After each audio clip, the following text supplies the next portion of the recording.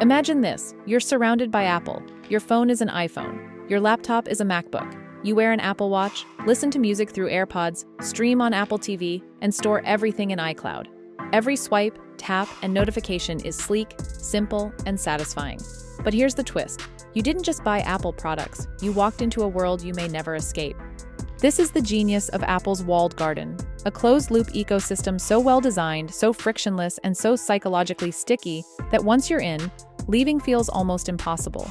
But how did Apple build this inescapable trap? And why do even the smartest consumers stay locked in? Let's break it down. Apple's walled garden begins with control.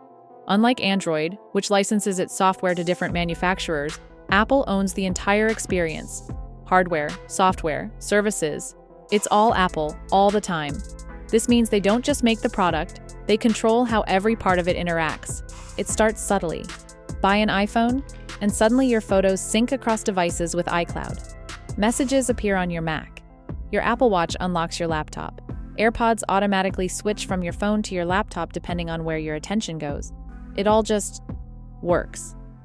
This seamless experience isn't just convenience, it's psychological glue. The more Apple devices you own, the better they work together. It creates a reward loop, where every new product adds value to the last. That's called ecosystem lock-in, and Apple has mastered it. But it's not just about the tech, it's about emotion. Apple's branding is built around identity and aspiration. Apple doesn't sell gadgets, they sell a lifestyle.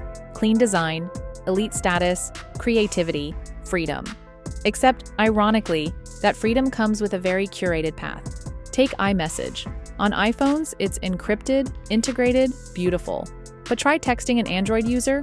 Suddenly your messages are green. You lose features. Your group chat breaks. It's not just inconvenient, it's social friction. Apple knows this. Teenagers report being bullied for having green bubbles. That's not an accident, that's behavioral design. Or look at AirDrop. It works flawlessly if everyone around you has an iPhone. Same with AirPods. Sure, you can connect them to a Windows laptop, but it's clunky. No seamless switching, no battery pop-ups. Apple has designed these products to work best in their world and feel broken outside it. And here's where it gets deeper. Apple doesn't just make leaving difficult. They make staying feel right, familiar, comfortable.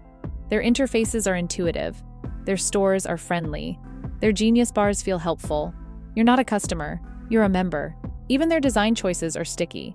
The Lightning cable, FaceTime, exclusive apps, they're small pieces that tether you to the larger system.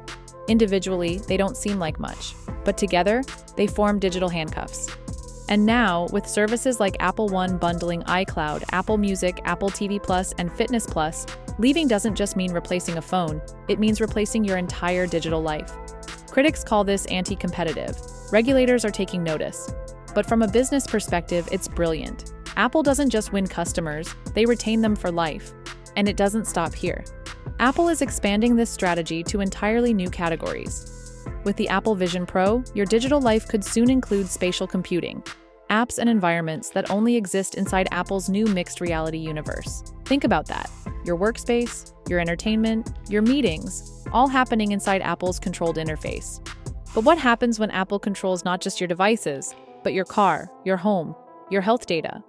Apple is already making moves. Apple Health and Fitness plus track your body, workouts, and sleep. Apple Home controls your lights, security, and thermostat. The rumored Apple Car? It could lock you into the ultimate Apple experience on wheels. This is no longer just a walled garden. It's becoming a walled life. And that's the genius. Apple's world feels safer, easier, and more elegant.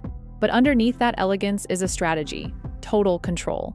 And once you're in, the cost, financial, social, and emotional, of leaving feels way too high.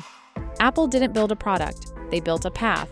And most of us walked right in, smiling.